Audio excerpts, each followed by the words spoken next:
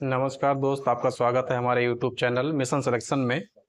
विगत वर्षों के प्रश्न पत्रों के सीरीज के क्रम में आज हम लोग बाल विकास के कुछ प्रश्नों को देखेंगे। बाल विकास एवं शिक्षण विधि के जो 2016 में ये परीक्षा आयोजित की गई उसमें से हम प्रश्नों को ले रहे हैं आज। इसमें पहला प्रश्न है, पियाजे मुख्य रूप से किसके अध्ययन के लिए जाने जाते हैं? जीन पियाजे बहुत ही इंपॉर्टेंट आदमी थे, जो आपके सिलेबस के अनुसार भी और बच्चों को समझने के लिए भी। तो इसमें उन्होंने भाषा विकास दिया तो है, लेकिन इसको मुख्य रूप से पूछा है कि मुख्य रूप से किसके अध्ययन के लिए जाने जाते हैं। तो भाषा विकास माना है, लेकिन उतना महत्वपूर्ण नहीं माना है। उसके बाद में यौन विकास, इसको भी उन्होंने नहीं माना। सामाजिक विकास को भी नहीं। सबसे अधिक इंपॉर्टेंट क्या है? संज्ञानात्मक विकास। संज्ञानात्मक विकास का सिद्धांत जीन पियाजे द्वारा दिया गया। इन्होंने अपने निजी परीक्षण के आधार पर बालक के संज्ञानात्मक विकास को परिभाषित किया। इसके अनुसार संज्ञानात्मक विकास व्यक्ति के जन्मजात संरचना एवं प्रक्रियाओं के साथ अनुभव की अंतरक्रिया पर निर्भर करता है। इसके कई स्टेप हैं।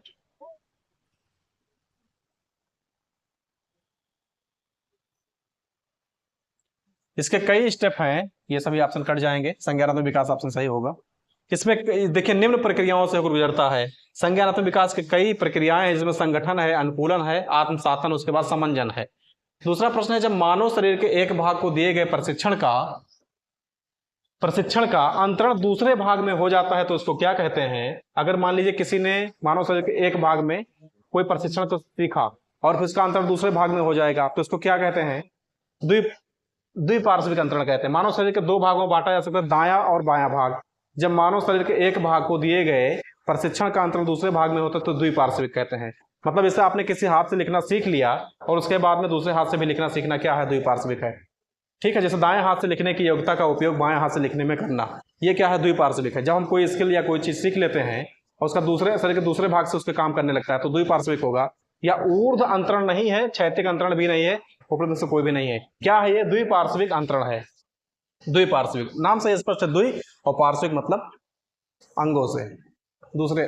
ठीक है, दिए हुए प्राप्तांक के समूह में जो प्राप्तांक बहुलक सबसे अधिक बार आता है उसे क्या कहते हैं? जो सबसे अधिक बार आएगा उसको बहुलक ही कहेंगे। जो सबसे अधिक बार आएगा क्या होगा? मध्यांक बीच वाला तो है नहीं, मध्यांक बीच वाला तो है नहीं, ठीक है, और मध्यमान भी नहीं है, मानक विचलन भी नहीं है। क्या है वो? बहुलांक है। बहुलांक का मतलब बहुलक सांख्यिकी की केंद्रीय प्रवृत्ति का भाग है। इसके माध्य, माध्यिका व बहुलक भी आता है। प्राप्तांक में जिस प्राप्तांक की आवृत्ति सबसे अधिक बार होगी उसको क्या कहेंगे? बहुलक। ठीक है, तो इसमें बहुलांक ही होगा। क्रिया प्रसूत अनुपालन का सिद्धांत किसने दिया? क्रिया प्रसूत का सिद्धांत किसने दिया? स्कीनर ने दिया। स्कीनर द्वारा क्रिया प्रसूत अनुकूलन का सिद्धांत प्रतिपादन किया। स्कीनर का प्रयोग किस पे किया गया? स्कीनर ने प्रयोग किस पे किया? चूहों पर किया, कबूतर पे किया था। तो इसमें क्या पूछा है? क्रिया प्रसूत का सिद्धांत किसने दिया? स्कीनर ने दिया। ठीक है, और भी इसमें जोड़ दिया कि कोहलर किसके सिद्धांत? सूज का सिद्धांत बंदर पर प्रयोग है। थॉर्नडाइक का प्रयास एवं त्रुटि का सिद्धांत बिल्ली पर प्रयोग है। क्लासिकल अनुबंधन, शास्त्रीय अनुबंधन सिद्धांत किसने? कुत्ते पर प्रयोग पावलोव का है।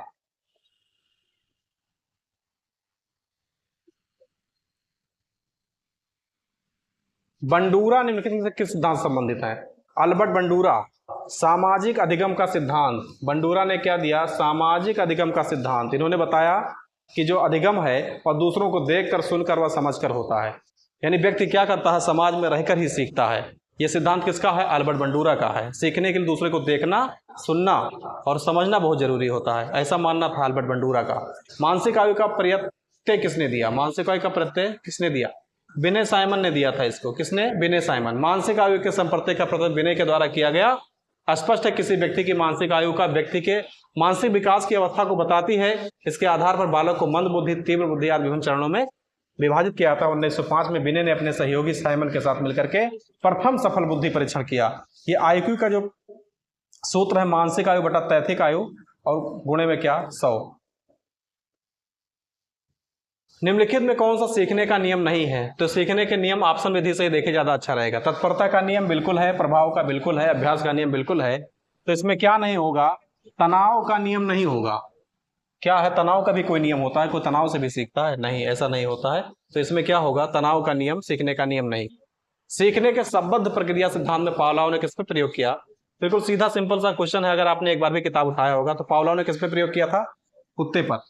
ठीक है, अनुबंधित अनुक्रिया उद्दीपक का सिद्धांत है, जिसमें कुत्ते के लार टपकाने वाली कहानी है, जो आपने विभिन्न क्लासों में पढ़ा होगा। अगर नहीं पढ़े होंगे तो हमारी क्लास भी अभी यूट्यूब चैनल पे पूरी वीडियो आएगी, उसमें आप लोग पढ़ना ठीक से। सूझ का सिद्धांत, सूझ द्वारा सीखने के सिद्धांत का प्रतिपादन किसने किया? कोहलर ने किया। सूझ सीखने के सिद्धांत का प्रतिपादन किसने? कोहलर ने किया था। इसके अनुसार अधिगम मात्र किसी अभ्यास या प्रशिक्षण नहीं, अचानक आई सूझ से किया होता है। इन्होंने बंदर पर इसका प्रयोग किया था। ठीक है, बंदर के छड़ी ने जो केले को खाया था वही इसके सिद्धांत में था। सूझ के बाद में कौन है? कार्य को आरंभ करने, जारी रखने, नियमित करने की प्रक्रिया क्या है? कोई भी व्यक्ति क्या करेगा? कार्य को आरंभ करेगा, जारी रखेगा और नियमित करेगा। किसके माध्यम से? आइए देख लेते हैं। संवेदना होगी तो क्या काम को जारी करेगा? नहीं जारी करेगा। प्रत्यक्षीकरण होगा तो क्या काम को जारी करेगा? नहीं जारी करेगा। लगातार उस काम से कुछ सीख रहा हो तो भी जारी करेगा कि नहीं? लेकिन अगर वह प्रेरित है, प्रेरणा है उसके अंदर, तो वो उसको जारी रखेगा और नियमित करेगा। कार्य को आरंभ करने, जारी रखने और नियमित करने की प्रक्रिया क्या है? प्रेरणा, अभिप्रेरणा है। अभिप्रेरणा किसी कार्य को प्रारंभ करने, जारी रखने, नियंत्रित या नियमित करने की प्रक्रिया है। इसको किसने कहा? गुड महोदय ने कहा। विस्मृति क्या होता है? विस्मृति जब हम कोई चीज को भूलने लगते हैं, बार बार हमारे दिमाग से विस्मृत होने लगती है कोई बात, तो इन्होंने पूछा है कि विस्मृति कम करने का क्या उपाय है? विस्मृति सीखने में अगर हम कम करेंगे तो और भी विस्मृति हो जाएगी। ठीक है, तो सीखने में कमी करना क्या यह सही है? नहीं है। सीखने की त्रुटिपूर्ण विधि से अगर हम गलत तरीके से कोई सीखने की विधि अपना लेंगे तो क्या उससे विस्मृति कम होगी? नहीं होगी। स्मरण करने में ध्यान कम देना, अगर कोई बात हम याद करते हैं उसमें कम ध्यान देंगे तो क्या विस्मृति सही होगी? नहीं। किसी भी पाठ की बार बार पुनरावृत्ति क्या करेगी? विस्मृति की कमी करेगी। जब व्यक्ति अपने भूतकाल के अनुभव या सीखी गई बातों को चेतन में लाने में असमर्थ हो जाता है तो उसे विस्मृति कहते हैं। और विस्मृति कम करने के लिए क्या करना होगा? उसको उसे बार बार मल्टीपल टाइम रिवीजन करना होगा, बार बार पुनरावृत्ति की जरूरत होगी। यानी कि पाठ की पुनरावृत्ति अगर बार बार होगी तो क्या होगी?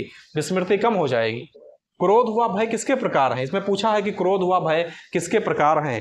अगर किसी को बहुत अधिक क्रोध आता है या बहुत अधिक डर जाता है व्यक्ति, तो वो क्या है? अभिप्रेरणा है? बिल्कुल नहीं होगा। परिकल्पना है? नहीं। मूल प्रवृत्ति है किसी बच्चे का? नहीं। क्या है वो? संवेग। संवेग से व्यक्ति क्या करता है? संवेग में ही उसका क्रोध और भय है। क्रोध हुआ भय संवेग के प्रकार। हम मैकडूगल ने 14 प्रकार के संवेग की व्याख्या किया। संवेग एक जटिल अवस्था होती है, इसमें कुछ आंगिक प्रतिक्रियाएं होती है, जैसे हृदय की गति में परिवर्तन, रक्तचाप में परिवर्तन, सांस की गति में परिवर्तन, बाहरी अंगों में परिवर्तन, ये सब क्या है? संवेग हैं। मैकडूगल ने 14 प्रकार के संवेग बताए, तो उसमें से भय वह क्रोध भी है और यह क्या है? एक प्रकार का संवेग है। दूसरे व्यक्ति के बाह्य व्यवहार की अनुकरण क्या है? अगर कोई दूसरा व्यक्ति के बाहरी व्यवहार की अगर नकल कर रहा है तो क्या है? अनुकरण ही होगा। देखिए, ऑप्शन विधि से भी देखते रहिए आप लोग। दूसरे व्यक्ति के बाह्य व्यवहार की नकल, जैसे मान लीजिए कोई तेज तेज चल रहा है, उसको देखकर हम भी तेज चलने लगे, तो क्या है? दूसरे व्यक्ति के बाहरी व्यवहार की अगर हमने नकल किया तो क्या सीखना है? नहीं। क्या यह कल्पना है? नहीं। क्या यह चिंतन है? नहीं। यह क्या है? अनुकरण है। अगर हमने किसी बाहरी व्यवहार की नकल कर लिया किसी का, तो क्या हो गया? अनुकरण हो गया, नकल करना हो गया। दूसरे व्यक्तियों के बाह्य व्यवहारों की नकल करना क्या अनुकरण कहलाता है? जिन व्यक्तियों के व्यवहारों का अनुकरण किया जाता है उन्हें मॉडल कहा जाता है। ठीक है, उन्हें मॉडल, आदर्श मान लिया जाता है, निदर्श मान करके। यदि पूर्व ज्ञान व अनुभव नए प्रकार के सीखने में सहायता करते हैं तो उसे क्या कहते हैं? अगर कोई आपका पूर्व ज्ञान है, वह अनुभव, आपका पूर्व ज्ञान और अनुभव है, नए प्रकार के सीखने में अगर सहायता करें तो क्या होगा? सकारात्मक प्रशिक्षण स्थानांतरण है। वह क्या है? सकारात्मक प्रशिक्षण स्थानांतरण है। जैसे मान लीजिए हम साइकिल चलाना पहले से जानते हैं, हमने कुछ दिन तक साइकिल चलाया और उसके बाद में अगर हम मोटरसाइकिल चलाना शुरू कर दें, तो क्या होगा? पूर्व ज्ञान हमारे पास क्या था? साइकिल का। और अनुभव किसका था? साइकिल का। नए प्रकार के सीखने में अगर सहायता किया तो उसको क्या कहेंगे? सकारात्मक प्रशिक्षण स्थानांतरण हो गया है।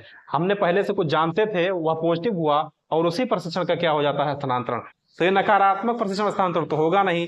सिर्फ प्रशिक्षण का स्थानांतरण भी नहीं है या सीखना भी नहीं है। क्या है? धनात्मक अंतरण को सकारात्मक अंतरण भी कहते हैं। जब पूर्व अर्जित ज्ञान नवीन ज्ञान को अर्जित करने में सहायक हो तो उसे सकारात्मक या धनात्मक प्रशिक्षण स्थानांतरण कहते हैं। यह बात आपको हो सकता है समझ में आया हो ठीक प्रकार से। सीखी हुई बात को स्मरण रखने या पुनः स्मरण करने की असफलता को क्या कहते हैं? अगर हमने कोई बात सीखी, आपने कोई बात सीखा, कोई नियम को जाना और उसमें क्या हो गए, पुनः स्मरण करने की असफलता, वह क्या कहलाएगा, वह कल्पना कहलाएगा? नहीं। वह स्मृति है? नहीं, क्योंकि आप तो भूल गए हैं, पुनः स्मरण करने में विफल हो गए हैं, असफल हो गए हैं। क्या वह ध्यान है? नहीं। वो क्या है? विस्मृति है। विस्मृति, विस्मृति विस्मरण भूलने संबंधी जब सीखा हुआ ज्ञान धारणीय या धारण किए योग्य न रह जाए, पुनः चेतना में पलटा ना जा सके, उसे क्या कहते हैं? विस्मृति। अगर मान लीजिए हम कोई काम को देखते हैं, कोई सब्जेक्ट याद करते हैं और हमको याद नहीं रह जाती, तो वो क्या है? हमारा विस्मृति है। तो सीखी हुई बात को स्मरण करने या पुनः स्मरण करने की असफलता क्या कहलाती है? विस्मृति। टर्मन के अनुसार 90 से 100 के बीच में बुद्धि लब्धि का बालक का कैसा बालक माना जाता है? ये सामान्य बालक की श्रेणी में आते हैं, सामान्य बालक की श्रेणी में आते हैं। इसमें देखिए चार्ट भी दिया होगा, चार्ट भी दिखा देते हैं आपको।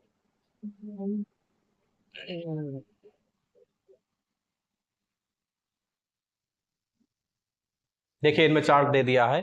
टर्मन ने बुद्धि लब्धि का वर्गीकरण किस प्रकार से किया?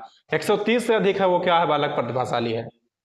वो बालक क्या है? प्रतिभाशाली। 121 से 130 से प्रखर बुद्धि का, 111 से 120 क्या हो गया? तीव्र बुद्धि का। 90 से 110 के बीच में सामान्य बुद्धि है। 80 से 90 के बीच में है, यानी 81 से 90 के बीच में मंद बुद्धि है। 71 से 80 है तो अल्प बुद्धि है। 71 से भी कम है तो मूर्ख है, जड़ बुद्धि है। हाल का सिद्धांत निर्भर किसकी व्याख्या करता है? स्टैनले हाल ने किसकी व्याख्या किया है? स्टैनले हाल ने किसकी व्याख्या किया है? तो इन्होंने किशोरों के मनोविज्ञान की व्याख्या किया है।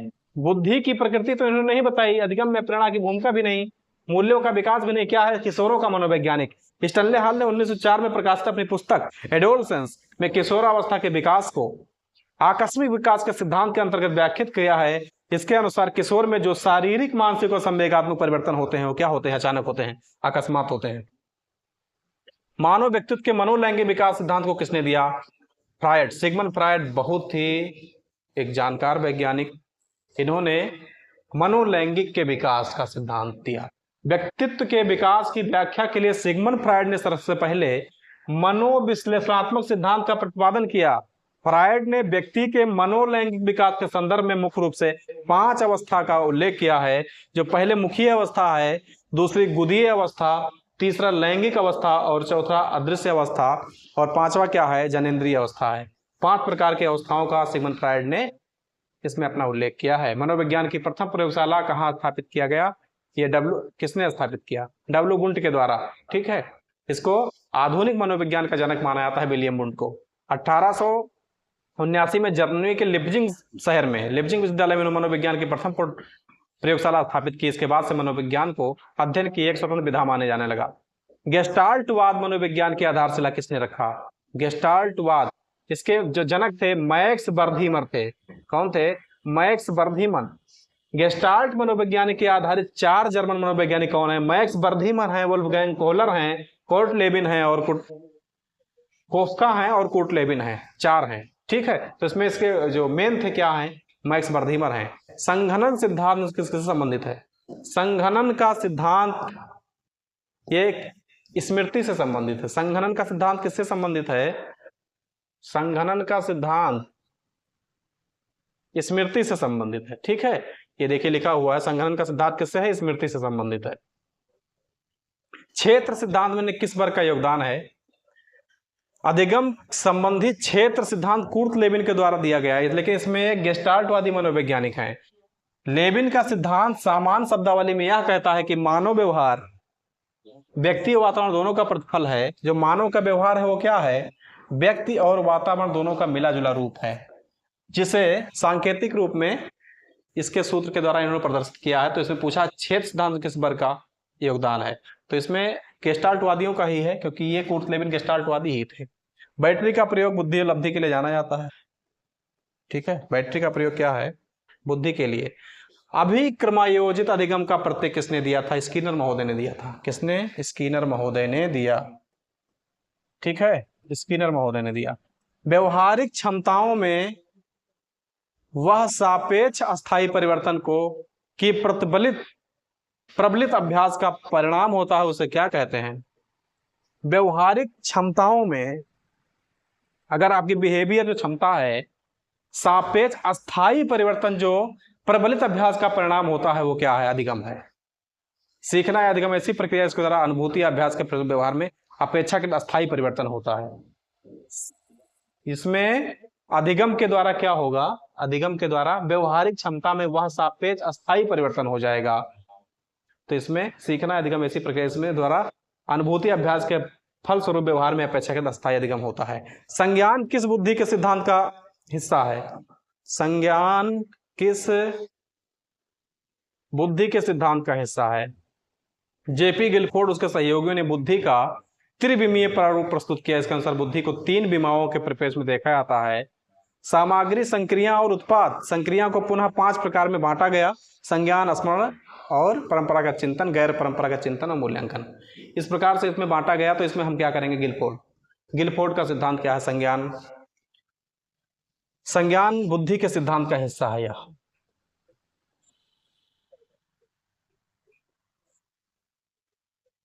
आगे 1-2 क्वेश्चन और बचे हुए हैं, उसको भी देखते हैं। 8 वर्ष के सुधीर की मानसिक आयु 10 वर्ष है, ठीक है? तो उसकी बुद्धि लब्धि निकालना है। बुद्धि लब्धि निकाल दिया जाए भाई। इसकी मानसिक आयु कितनी है?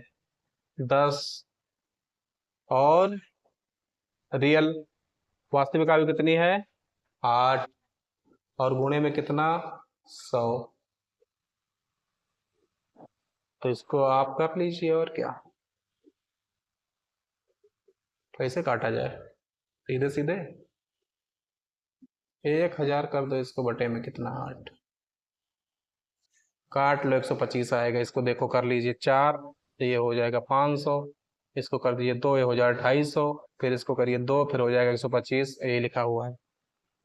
संवेग का कौन सा सिद्धांत इस विचार को मानता है कि संवेगात्मक अनुभव संज्ञात्मक व्यवहार पर आधारित है? इस जेम्स लैंग का सिद्धांत है ये। किसका? James Lang. किसी इच्छा या आवश्यकता में रुकावट पड़ने पर उस पर उत्पन्न होने सांवेगिक तनाव क्या कहलाता है? कुंठा। प्रश्न को समझते हैं। किसी इच्छा या आवश्यकता में रुकावट पड़ने पर उससे जो संवेग उत्पन्न होगा या तनाव होगा वो क्या हो जाएगा? कुंठा हो जाएगा। कुंठा मैकडोनल्ड ने 14 संवेगों में बताए हैं। किसी की इच्छा की पूर्ति ना होने पर कुंठा संवेग की उत्पत्ति होती है। अगर मान लीजिए आप कोई चीज चाहते हैं, किसी इच्छा आपकी है, तो उसमें रुकावट पड़ जाए या उससे रुकावट होगा और उससे जो आपको मन में जो संवेग होगा वो एक प्रकार से कुंठा वाला होगा, ठीक है? कोहलबर्ग का सिद्धांत निम्नलिखित में से किस विकास से संबंधित है? कोहलबर्ग ने नैतिक विकास का सिद्धांत दिया है। कोहलबर्ग ने किसका सिद्धांत दिया? नैतिक विकास का। नैतिक विकास कोहलबर्ग ने सामाजिक परिपेक्ष अर्थात समाज से अपने संबंधों के बारे में व्यक्तिगत दृष्टिकोण पर बल दिया। कोहलबर्ग का तर्क है कि नैतिक विकास संज्ञानात्मक विकास के समान ही चलता है, परंतु उसके लिए आवश्यक शर्त नहीं है। तो आज हमने 30 प्रश्नों की चर्चा किया। अब अगले प्रिपरेशन में फिर देखेंगे अगले भाग में विगत वर्षों के प्रश्न पत्रों के साथ फिर मिलते हैं। तब तक के लिए नमस्कार।